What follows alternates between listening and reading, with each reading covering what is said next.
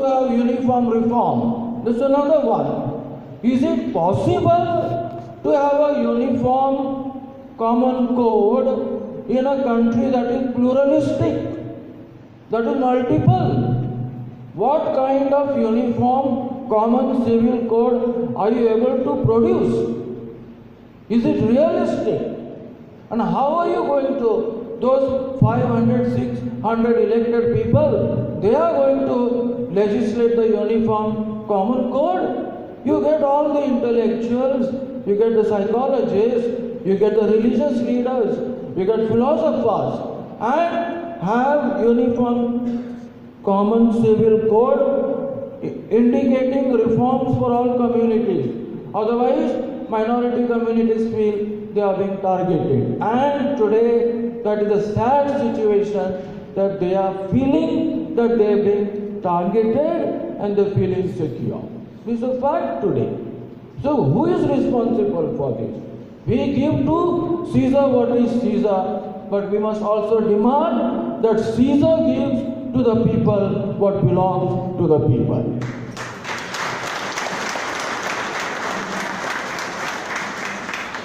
And anti-conversion laws, finish. They want to say, we are short of time. I knew that. First of all, I can say, I need 20 minutes to get warmed up, friends.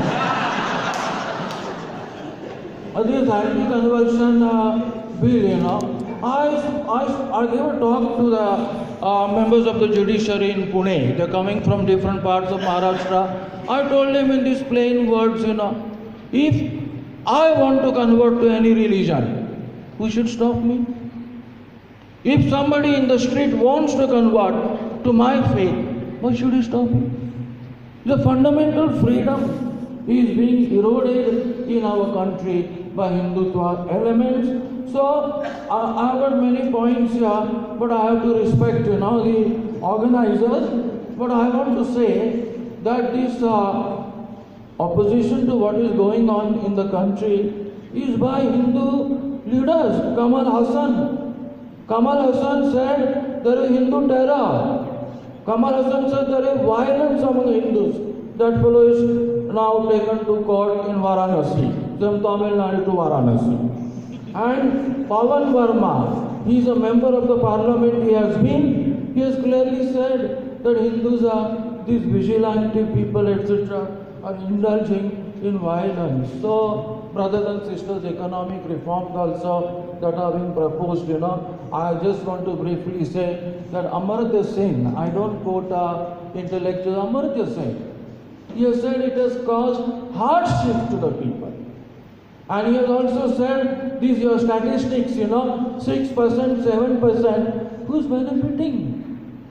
Who is benefiting from 6 and 7%? Not the man in the street, but the corporate. So, this is the story I just want to say in such a situation under the leadership of the Catholic laity, which is gathered here today. I wish that you enter into politics.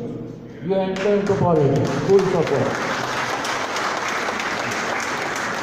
And I wind up, there are many issues, they will come up, or I will bring them from my paper during the discussion. But I can end by saying that you enter into politics and the Bishop of Pune will give full support to you. Thank you very much.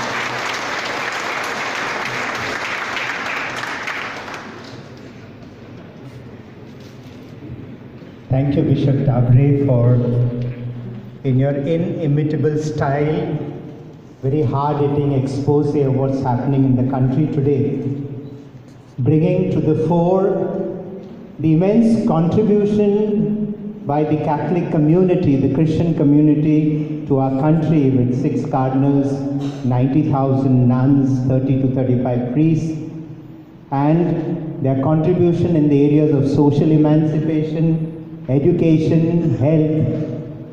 They say when the going is tough, the tough get going. Once Bishop Dabre gets warmed up, I think it can go on for hours. I would request the AISU next time, just call Bishop Dabre. Half an hour warming and 1 hour of talk, because there's so much that he wants to share with us, with his deep insights into both the religious spiritualism of our country, the various faiths that he has imbibed, the spirituality, and he sees the wonderful balance that can be struck between all religions if there is openness of mind and heart. Thank you very much, Bishop, for those wonderful words.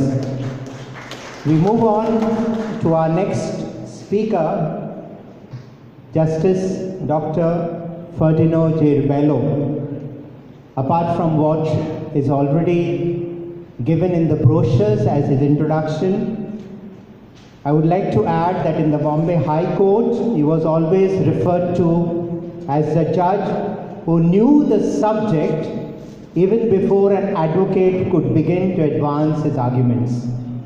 He would ask the advocate to refer to paragraph number so and page number so and to satisfy him. You can gauge his dedication from the fact that even on his last day as Chief Justice of the Allahabad High Court, he had a full court meeting where he steered a difficult decision and decided 10 other cases. A big hand for Bishop, for Justice Rebello. Besides the judiciary, Dr. Rebello has had experience in the executive arm of the Constitution, having served as a legislator in 1977 in Goa. Sitting on the seat of justice, Dr. Rebello must have had several occasions where he may have been caught on the horns of a dilemma between God and Caesar, between religion and the state. We invite him to share the legal's perspective on our theme this evening. Dr. Justice Ferdinand Rebello.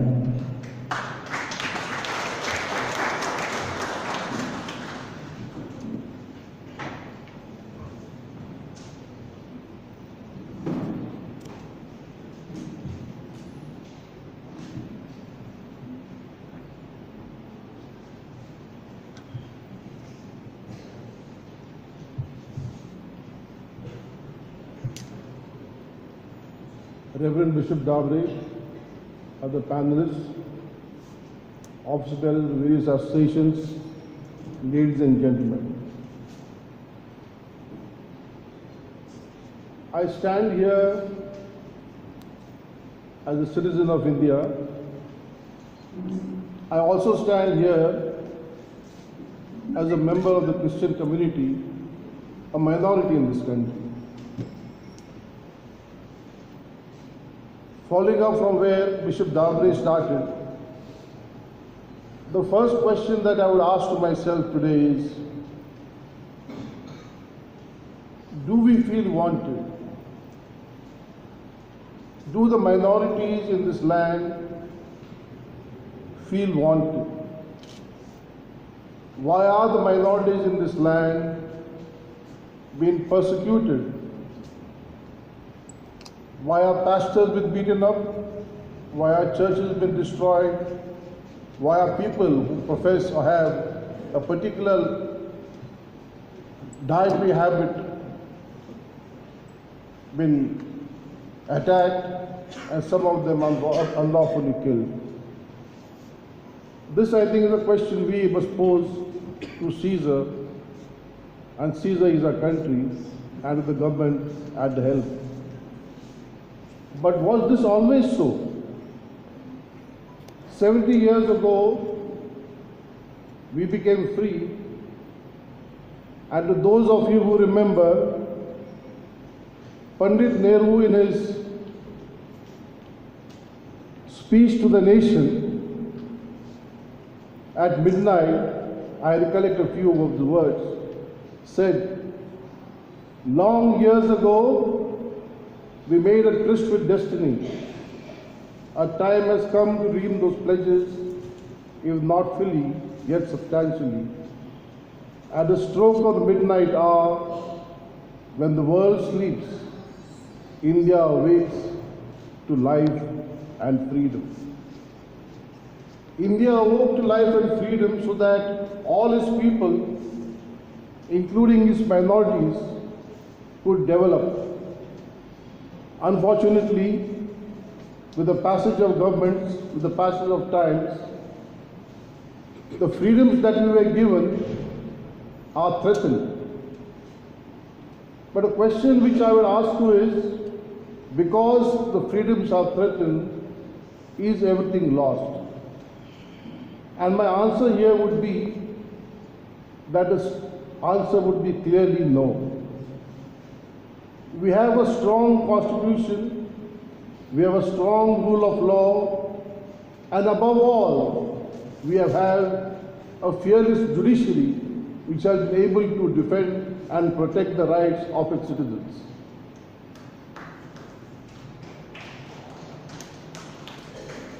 We gave unto ourselves a constitution,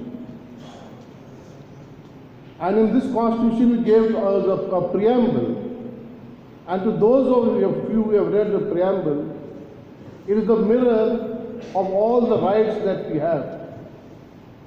The Constitution speaks about justice, social, economic and political. The preamble speaks about liberty of thought, faith, belief and worship.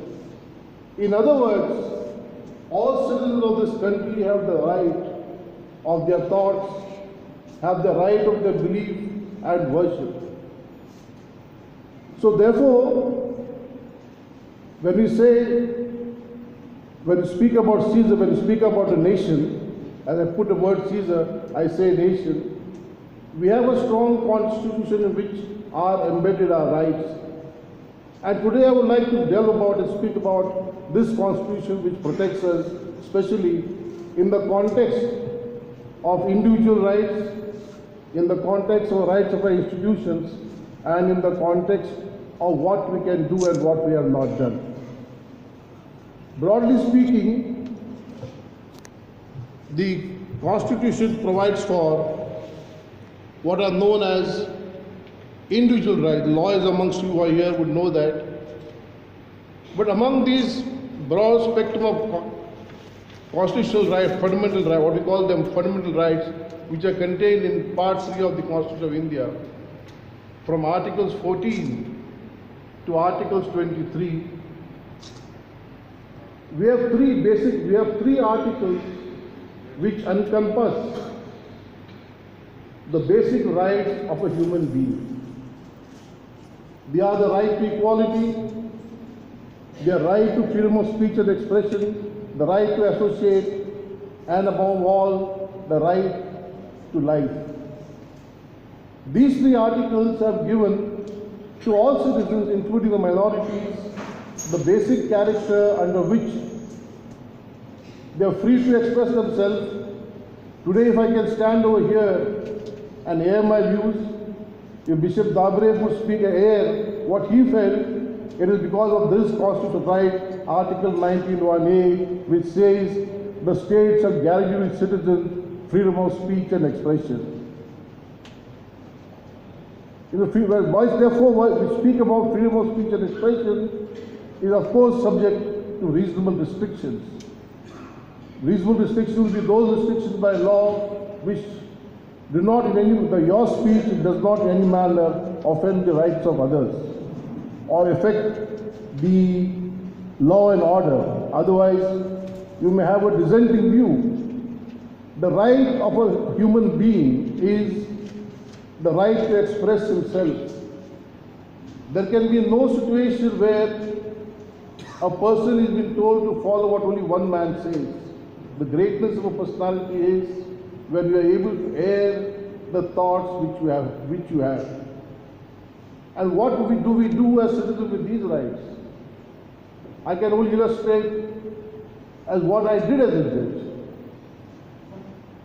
We have this great concept of Article 21, the right to life. The church celebrates so many occasions. We are celebrating today we are celebrating the rights of the poor. We have celebrated environment, the year of the environment. All these are encompassed in Article 21 of the Constitution of India.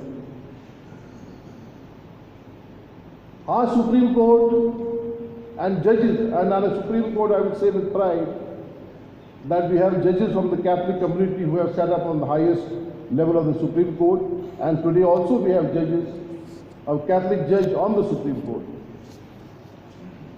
The Supreme Court and its judges have been able to protect the dignity of the individual. The Supreme Court and its judges have been able to give a larger meaning to the concept of right to life. The right to life today includes the right to fresh air, the right to clean water, the right to housing the poor, and the right to access to roads to those who are deprived of roads, especially in the Adivasi areas, and the right and freedom to choose what you want to eat.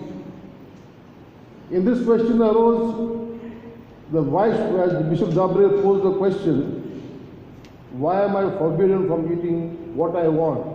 Why am I forbidden from eating beef? I think that's a question which has an answer in the Constitution itself. In the Constitution, in the directive principles, there is a provision that a state can make laws to protect cows and their progeny. So therefore, insofar as when we say that the beef is not only it comes from the cow, it comes from the ox also. But unfortunately, and why was the cow included? I may answer Bishop Dabre on that point. India was basically an agrarian economy. People required proteins. There was not much to eat, and milk was a source of protein to be supplied to children and women. It is in that context that the founders of the Constitution, led by Baba Sahib Ambedkar, who said that, and there were also members of the Christian community in the Constituent Assembly. There were voices as to whether it should be included or not, but it was not included on the religious angle, though from the Hindu community the demand was religious, but was included purely on the basis that in a rural economy, in an agrarian economy, the right of the people to proteins is important, and therefore steps should be taken to protect the cow. No such, of course there was also protection to the bulls, not that there was no protection, but only those working bulls. So you could slaughter bulls which had passed its prime.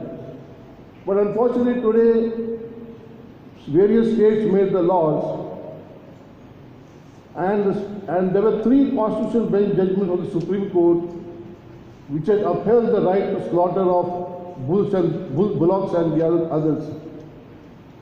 But unfortunately, in one judgment of the Mirzapur case,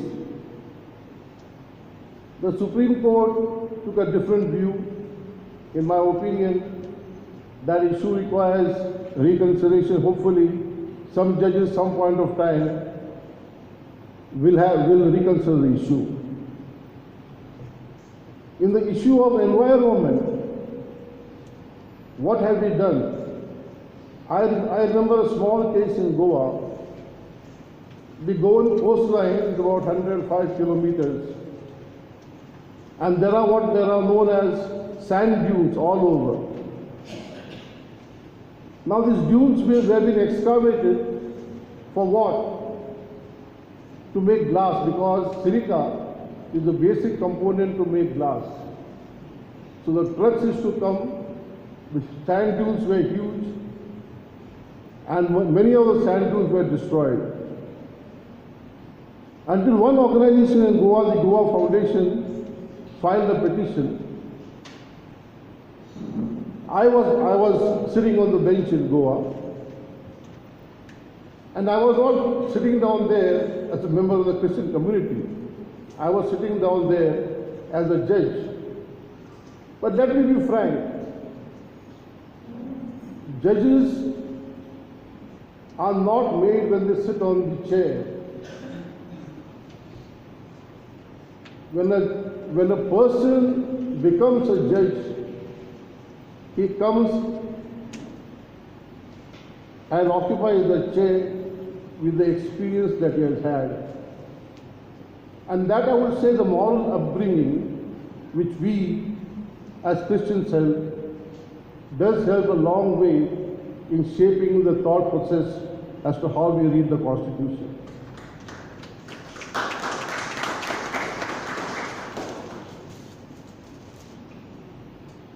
So this matter was there before me,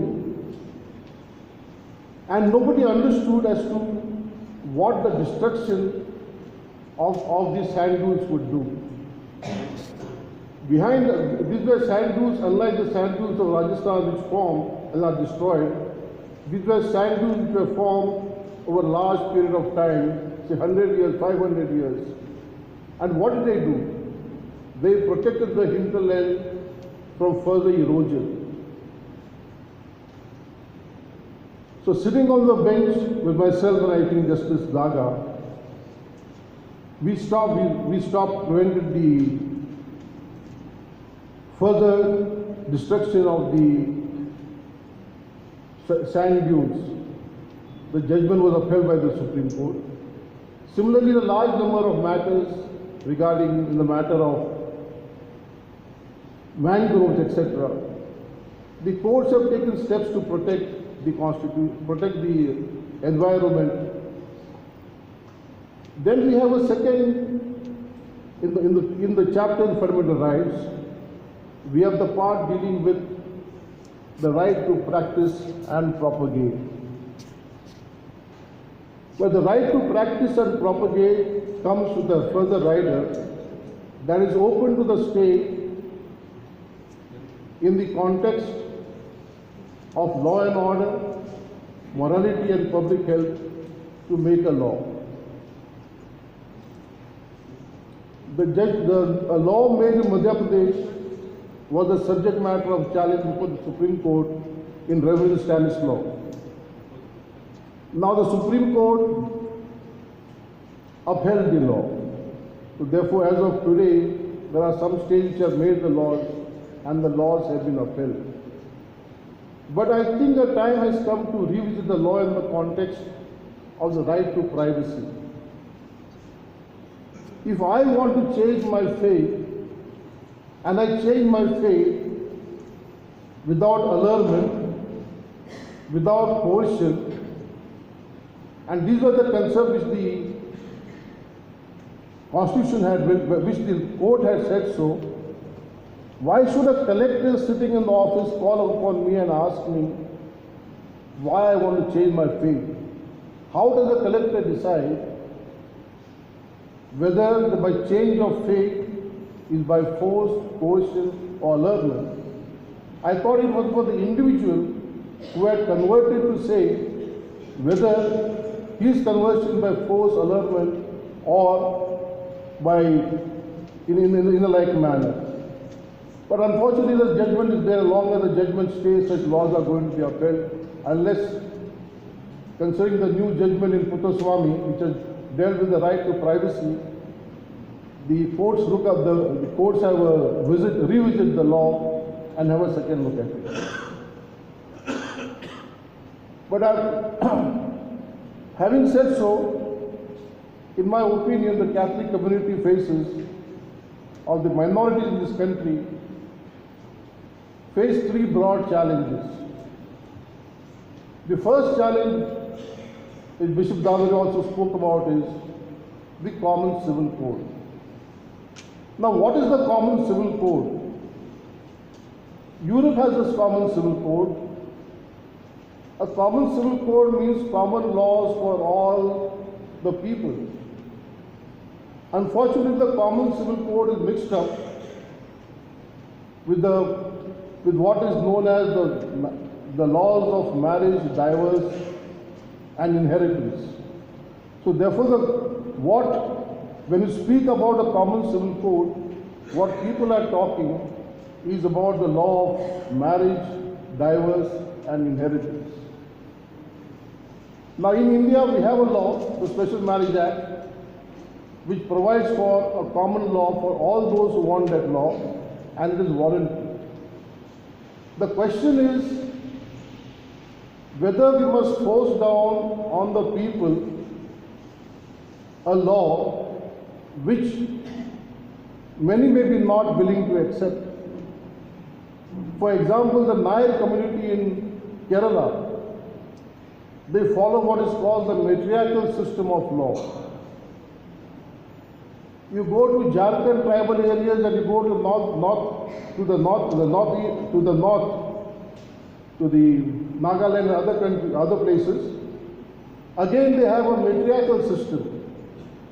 So the tribals and other communities have different laws rather than the patriarchal system, the matriarchal system. So why should the state, the question that we are posing is, why should the state, though the directive principles of the Constitution do say that there must be a common civil code, and there is again a difference of opinion among judges themselves. Some judges in the Supreme Court have expressed the opinion that there must be a civil code.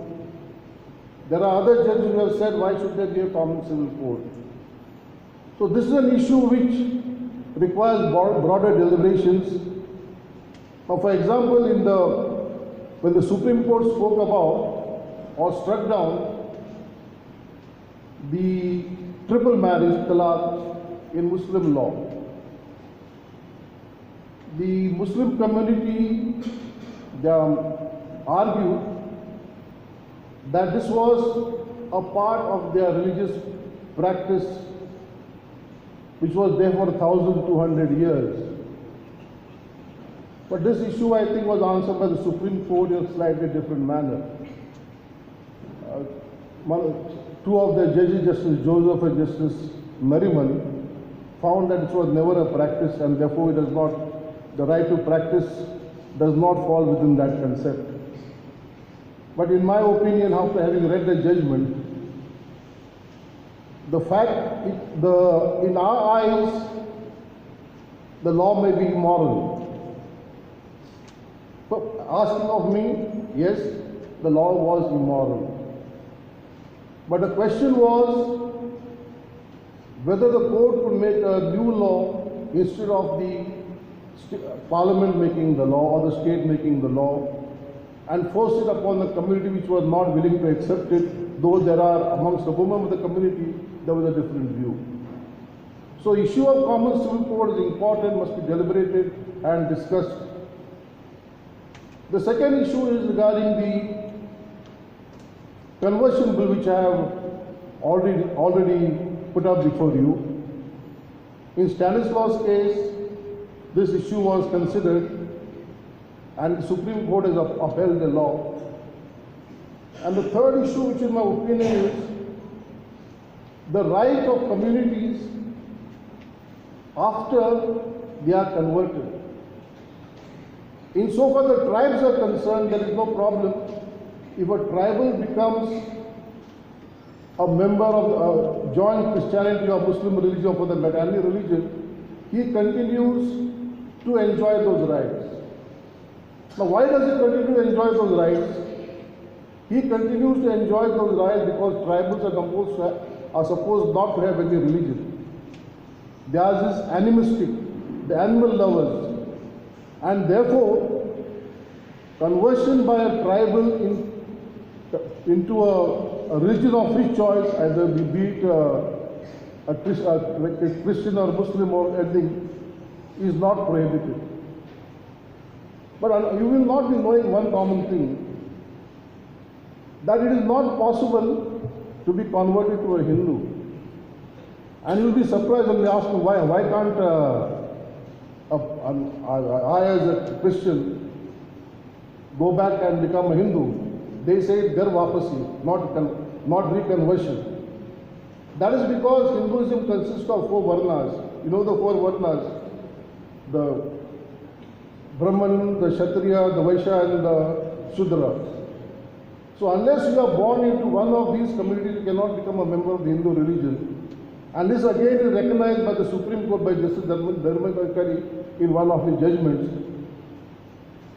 So therefore, insofar as the tribals are concerned, they do not are not denied the benefit. But when a scheduled caste person converts himself, there the issue arises. The issue arises because Christianity does not recognize caste. In the eyes of God, we are all one. There is no discrimination amongst us based upon from where we are born. But unfortunately, because a scheduled caste member or member of other backward community converts himself to Christianity, he does not lose the social stigma, nor does he overnight become rich. And I will tell you horrifying stories that come out within our own communities. It's not that we as Christians and Catholics are so perfect. If you go into Andhra, the converts from the low caste, the high caste converts, will not even accept a bishop coming from the low community. We have reached that stage. So it's not very heartening to know, but that then these are divisions which have taken hundreds of thousands of years, and it takes time. In the process of time, with education, better economic understanding, these things go off. So the scheduled castes are deprived of their benefits. But if a Hindu becomes a Buddhist, if a Hindu becomes a Jain, he is not denied the benefits, or even a Sikh, the rights are not lost. Now this issue again has to be, perhaps the Supreme Court has, in one judgment, has said no, since Christianity does not recognize. But again, I thought the matter needs to be revisited in the context. If a convert to Buddhism, if a convert to Jainism, if a convert to Sikhism is allowed to retain the benefits, why should not also a convert from Christianity? But these are larger issues which will have to be decided in the large course of time.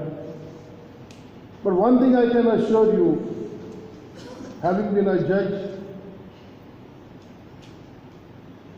and also been a member of a legal fraternity, as long as we have the rule of law in this country, as long as we have this constitution, irrespective of which government comes or which government goes, the rule of law will always prevail.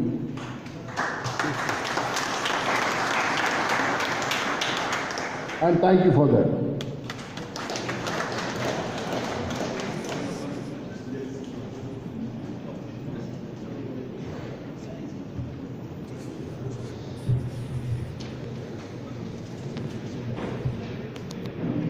That's what you see, perfection in a judge. I was just going to give Justice the slip that his time was up, and he preempted me.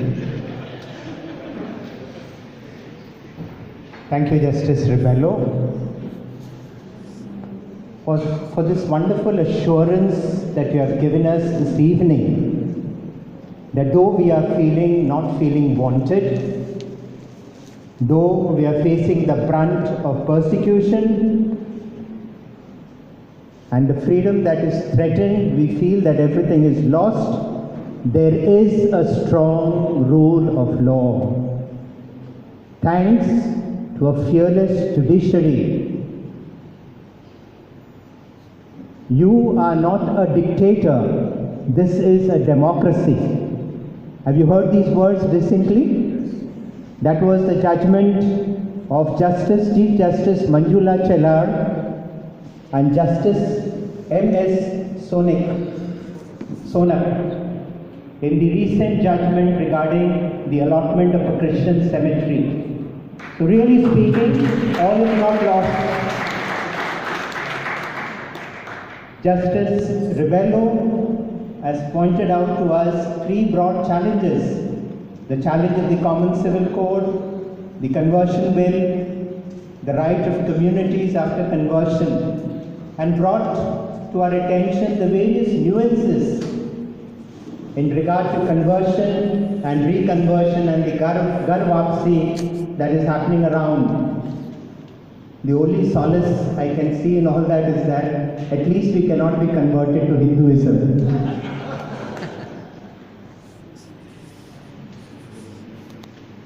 Recently, the United States offered to give $500,000 to any NGO that promotes religious freedom in India.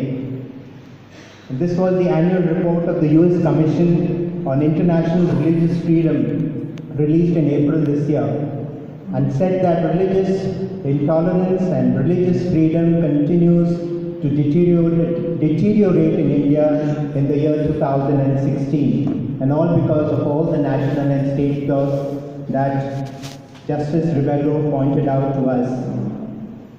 We move on. Once again, let's put our hands together for Justice Ribello for his wonderful expose in relation to judiciary, God and Caesar.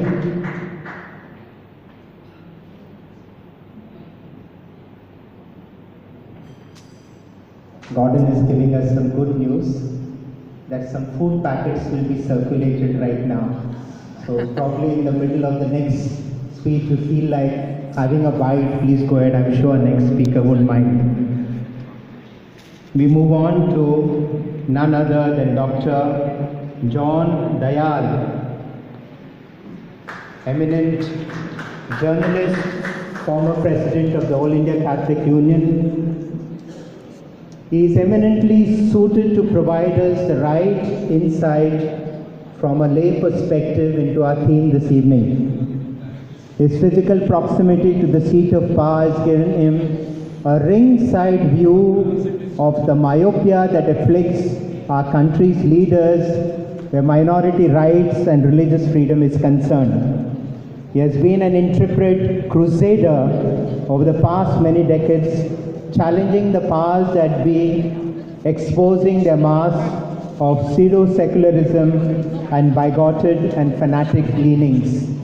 Ladies and gentlemen, Dr. John Dayal.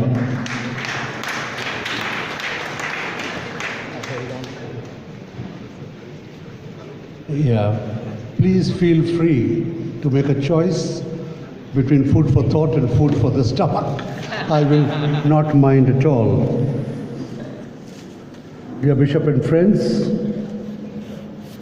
I say that knowing fully well that Bishop is also a friend. The good judge leaves us with a very tantalizing thought.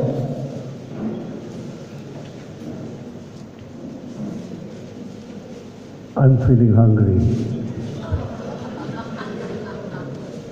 He leaves us with a very tantalizing thought. As long, says he, as there is a constitution, nothing shall happen. As long, says he, that there is rule of law, things will be as the founding fathers wanted them to be. But who will guarantee that there will be a constitution in 2020? And as for rule of law, I tell you, after touring in September and October, every single family whose son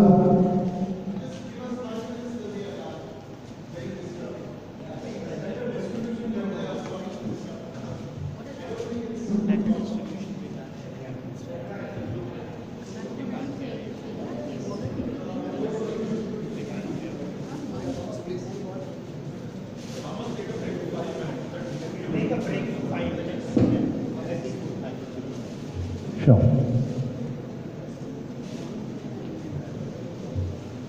My time will begin when we begin again. Yes.